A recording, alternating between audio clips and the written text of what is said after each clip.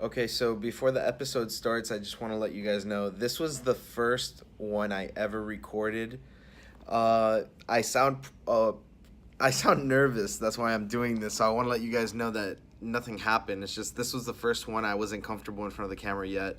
I've never really been comfortable in front of the camera, but yeah, this was the first one I ever recorded. Don't mind my nervousness in the front of the camera with Gabriel and Lewis. They did a great job. They've been on camera before, but this was my first one ever. If it wasn't as good as the Nestor one, I'm sorry, but it was just I was nervous. So thank you for watching.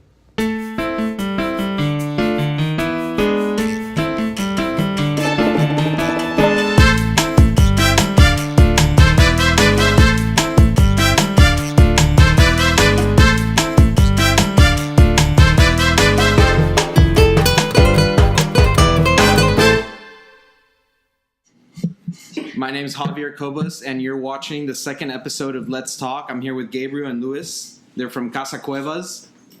That is correct. Good to be here. Yeah. All right. So, for the newcomers, a lot of people, your brand's pretty new. Yeah. I'm fairly new to the cigar realm, more or less. I want to know, how did you guys get into the cigar?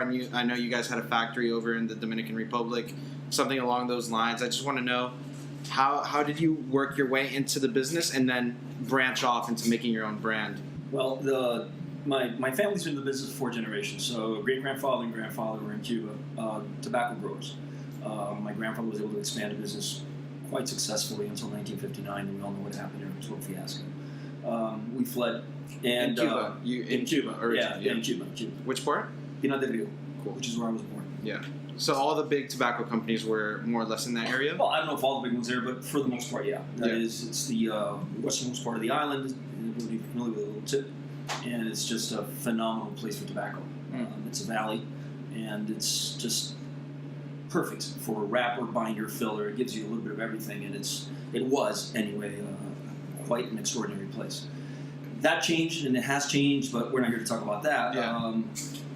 When we left the island in the 60s and came to the United States, I was 4 years old. My father reestablished himself and opened a business doing air conditioning of all things, and he was very successful at that. And then when my uncle left, he decided to try to do the family business of tobacco back in the Dominican Republic at this point.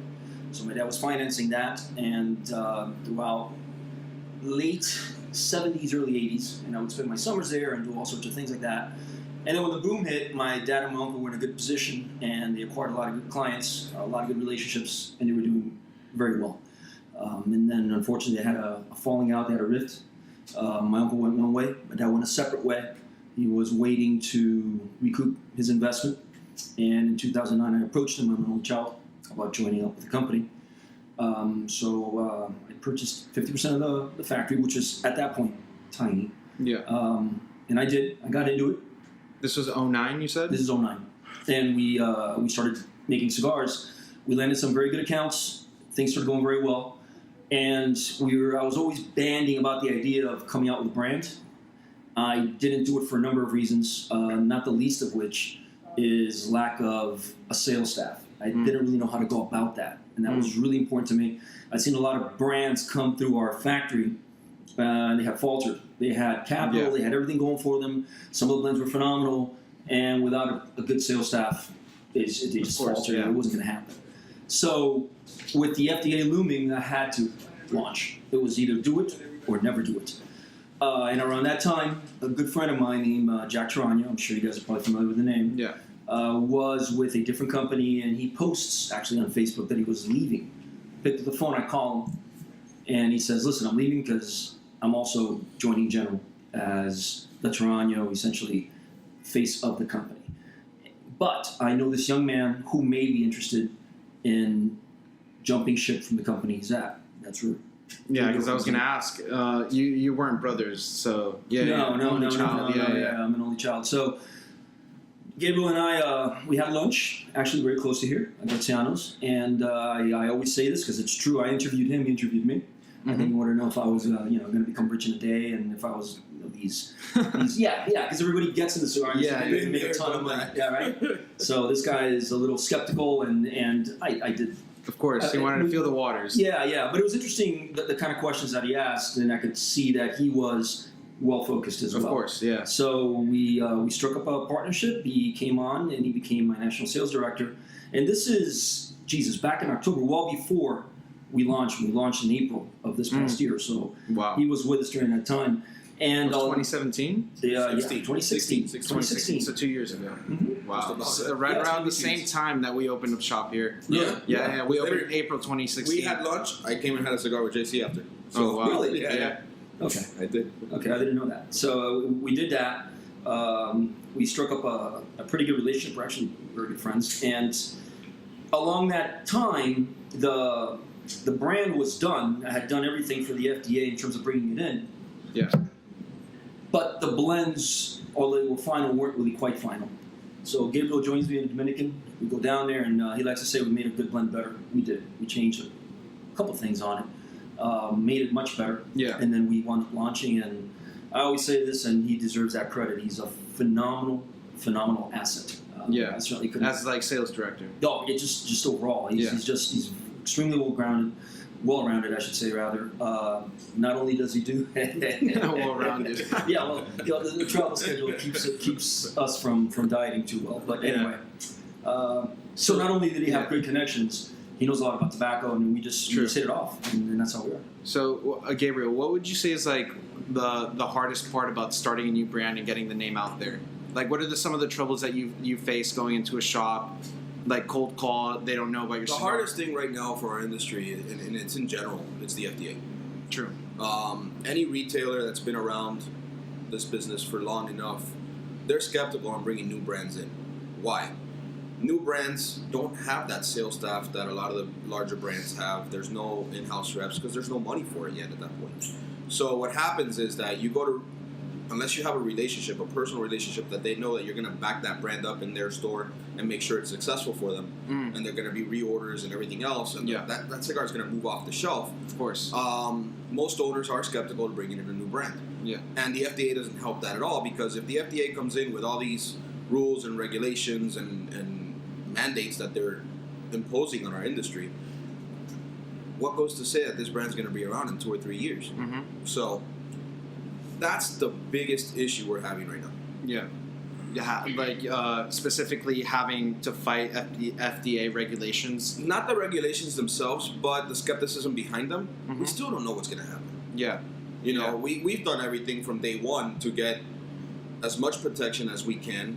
We've filed all our paperwork, all the applications that are due. We have an attorney on retainer. So they're skeptical about you having all your paperwork right to put them in the store? Well, it's not only that. They may be skeptical that when or if the FDA comes down, the hammer comes, then there's going to be a huge cost associated with it, number one. So a cigar might be recalled in a way, and then no, it just may never reappear on the shelves that we use have them here. Yeah. And we've been very cognizant of that, and we're real careful with that. Not only is it a financial thing, then you've also got to do the paperwork that he's talking about. So we do have an attorney on retainer for that, just for that. Frank Guerrero is phenomenal, and he's sort of guided us so that if and when these things come through, we're in a good position to follow through. We are functioning as if the FDA is going to crack down as hard. As worst case possible. Absolutely. Always Worst case scenario. Yeah. Plan for the worst, hope for the best. That's correct. Yeah. That's correct. Yeah, a lot of the brands probably are doing that as well. I mean, it's probably like a realm wide thing. I was gonna ask, when you go about picking your blends, like what's the process between picking a new blend inside the factory? Oh gosh, you grab tobacco, and you have an idea of what the tobacco is going to offer you flavor-wise individually, and it's like cooking. Yeah. You start putting things together, and consider this: you may have tobacco from different regions of the world, and they may all taste phenomenally alone. Mm-hmm. First of all, putting them together and having them come out good is one thing. The other thing is you can only fit so many leaves in here before it becomes plugged. Right. So even though you may want to try tobacco from here and there and the other place, when you shove them all in, it simply will not work. And if you're using smaller gauges, it's even more difficult. Yeah. So it's a process. It's a fun process. Yeah. But it becomes work after a while when you're smoking and smoking and smoking and smoking. And also keeping in mind that if the cigar is a hit, will you be able to consistently get that particular leaf? Yeah. Whether it's a wrapper, or binder, or filler, if it's the flavor of the week and it was phenomenal, it tastes great, but you won't be able to get it, let's say 2 years from now, Yeah. you're changing your blend, smokers will know. Smokers will know.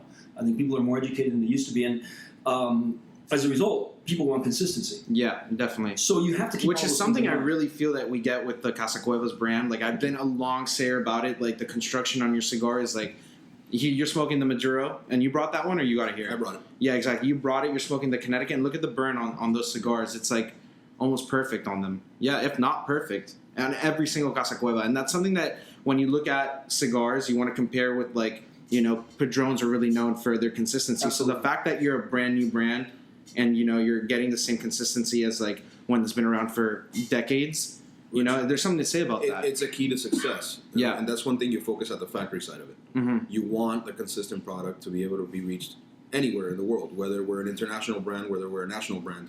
And you want to pick up a stick here in Miami, but let's say you're traveling with your family and you go In to Colorado, Kentucky. Yeah, Kentucky, Colorado. wherever it is, you Yeah. go into a shop, you find it, you're like, oh God, I love that cigar, I'm going to pick it up, and you're getting the same thing again. That's what smokers go after. Yeah, You know, definitely. so that's one of the keys to success of any brand, Mhm. is having that consistency and the quality control Mhm. for that brand. Yeah. Yeah. What would you say you're really nitpicky, or you really like pick out when you see like someone in the factory rolling something? What's something you look out for that you know if they do it wrong, that cigar is not going to come out right? Like just something that you see them doing, you're like, you shouldn't be doing that. Oh, for the most part, that doesn't happen. I think You just cut it out from the beginning. Yeah. You would notice things a lot of times after the fact. It's a man-made product, and they're Of grabbing the course. leaves, Yeah, handmade. and there's a proportion to it. After you get it and it's rolled, a lot of times then you'll find flaws, and that's what you try to eliminate. Mhm. But truth be told, we don't have trouble with the draw or anything else because we have a draw master. A lot of factories do. Ours does as well. So every cigar goes to the draw master. However, that may not catch certain flaws that may pop out later. Not enough tobacco or Yeah. a flawed wrapper. What does the draw master do specifically? It tastes the draw of the cigar, so it'll give you if it's plugged or if it's too loose. It's a machine. It's Or- a machine. Oh wow. They're made It's a out of machine wood that gives cross you, it's a ratio. It's a reading. It's a reading, it tells you, okay, Put them in, yeah. 65% draw. So that means, okay, and you determine as a factory where your limit is. You give it a range. +3, -3 within a certain range that you want to be at. Mm. And you do it before you put the wrapper on. Sure. So when out of the mold with the binder, yeah. they do it. Whatever does not make it out of that 10 count mold Yeah. gets kicked out. Well, those rollers don't get paid for those. So it's in their interest to roll cigars that are consistent. Yeah. By the same token, if a lot of them, even if I'm not paying you for them, but we're excluding half the mold, Yeah. and you're only producing 50% of what you should be, Yeah. there's an issue also. Right? Sure. So it's a symbiotic relationship there.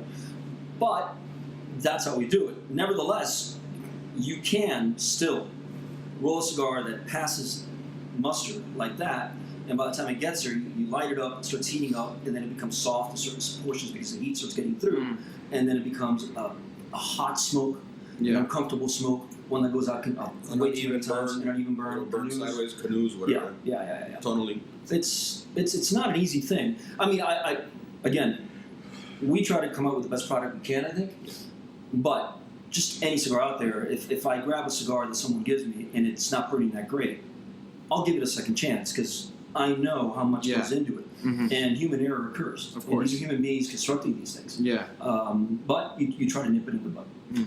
It helps that we have a factory. It helps that we have a dedicated set of rollers just for our cigars, Yeah. exclusively for ours. So identifying if it's the Maduro or the Habano or the Connecticut in the size, we know exactly who rolled what. Mhm. So should something happen, I make a phone call to my father, or Gabe makes a phone call to my father and says, listen, this is coming out wrong, we know exactly where to go. Mm. That's a huge plus. It's a huge plus.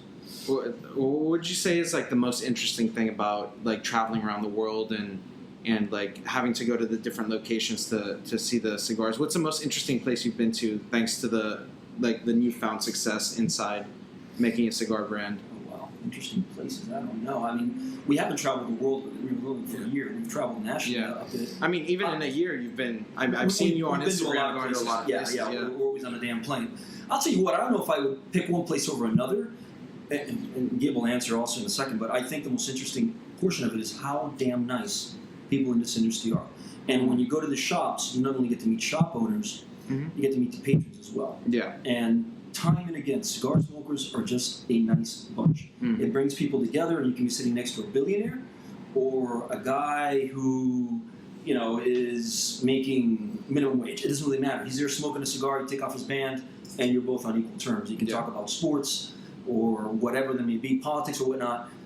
It just brings people together. And I think consistently, time and again, as we've traveled, cigar smokers are just really nice people. Sitting here today, a couple of your patrons that I've just met here over time, Yeah. super people. Yeah. Super of course. people. It just is. It's full of really, really nice people. And that's been really refreshing and really cool. And you get to see the country, which is kind of cool too. Yeah. Yeah. You feel the same way? I do, and what I like about it is going to the different lounges, and they each have their own personality. Mm-hmm. Yeah. You walk into a lounge like this, you feel like you're sitting in somebody's living room, Mm. right? But you walk into another store that they manage it completely different, and you're in a shop, you're in a business, but it's run in a form where the customers feel comfortable enough to opinionate and discuss cigars or what you do this weekend or sports or whatever it is. You can get into a broad range of conversation about different topics, even over one cigar or two cigars, whatever you're sitting with. It's a great way of getting people together. It's a great way of understanding other people, especially when you travel, like their backgrounds and stuff like that. And you meet people that have traveled the world. You meet people that have never left their hometown. You know, that type of stuff. Mhm. Yeah. Farmers or the garbage guy or whatever it is. You know, families.